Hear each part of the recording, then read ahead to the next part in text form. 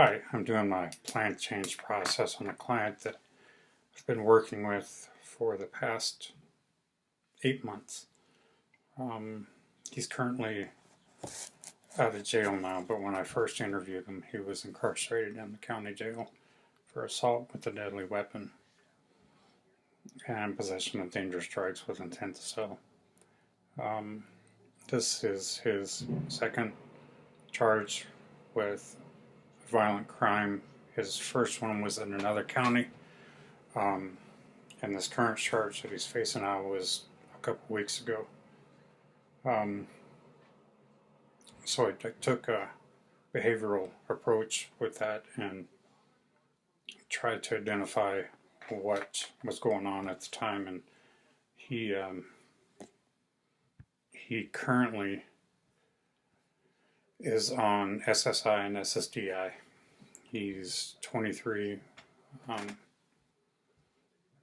and he suffers from chronic pain in his back, and then he also has OCD, anxiety, depression, and he has episodes of schizophrenia, both auditory and visual.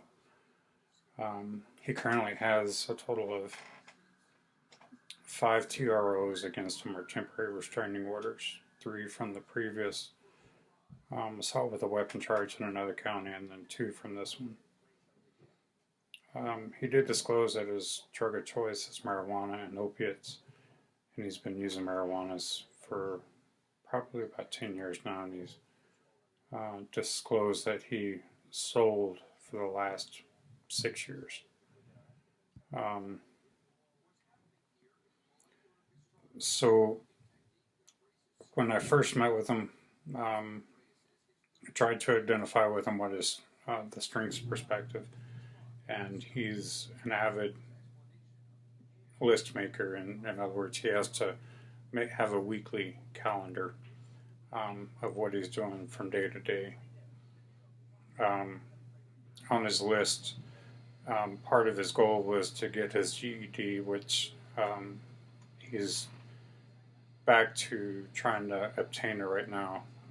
He was going to school face to face, trying to get help with studying that, but staff were feeling a little intimidated by his behavior, so now he's doing everything online.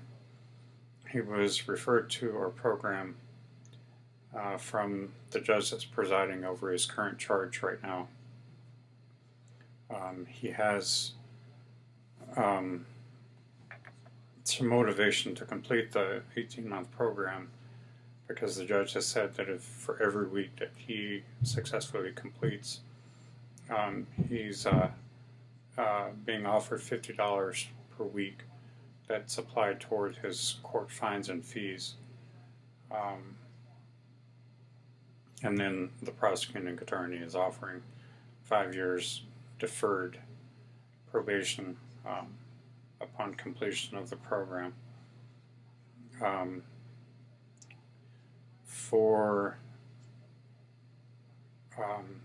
Additionally, for his strengths, he's motivated to succeed. He identifies his family that lives here in town as his primary support. When he was released from jail, he moved in with his parents, and they felt that they could keep a closer eye on him on a day-to-day basis. And in the office, we felt that that was a better place for him to be, considering we thought that he would be away from any presence of drugs or anything that would get him into trouble. So with the intervention, we've used a client-centered approach, because that's one of the key theories of the program. We use motivational interviewing to determine what how he sees his life and where it's going. As a result, we feel that we give him the opportunity to empower himself to set goals on a weekly basis, and then keep him accountable for um, when he's not able to complete tasks that are required by the court, such as daily check-ins with the program coordinator, weekly therapeutic visits for both mental health and for case management. We as far as evaluations, we use self-report, and then each of the participants are set up on a random UA testing, and we specifically test for their drugs of choice, which is marijuana and opiates.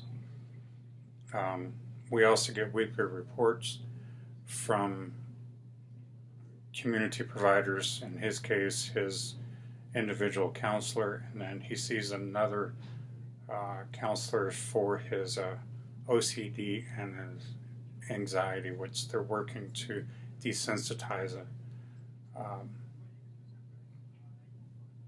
So for the action plan, we've got where he's working on his education as far as getting his GED.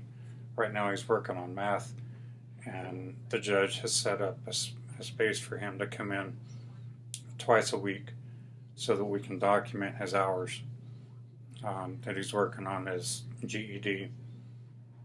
And then he's also agreed to start attending NA or AA.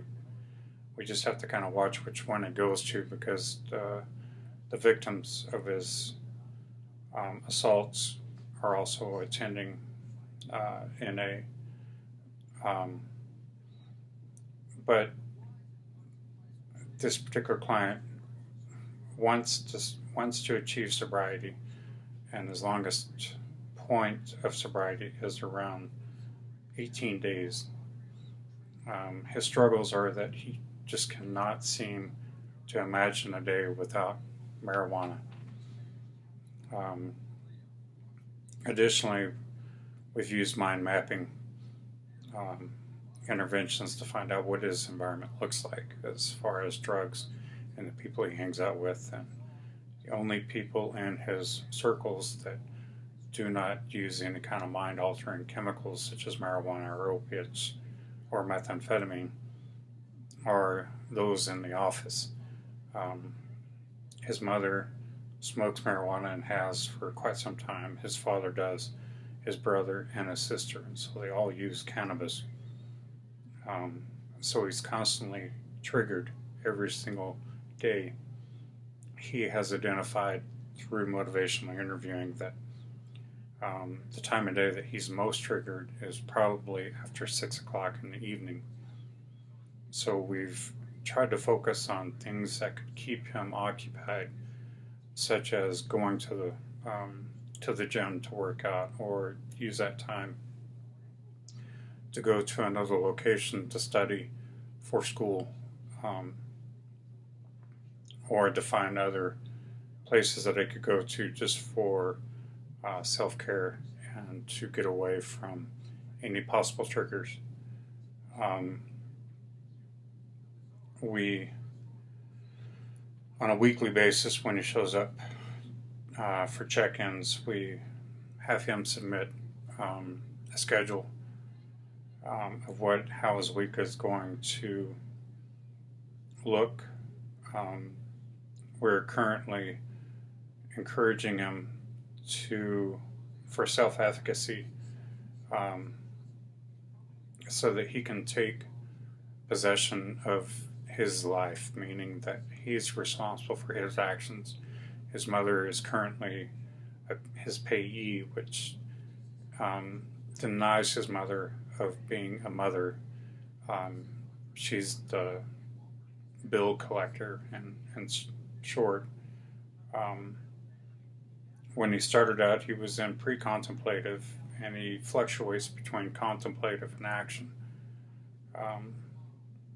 We can have great interventions with him to where he sees where his problems are, and he identifies where his strengths are, such as his making lists and where he wants to be.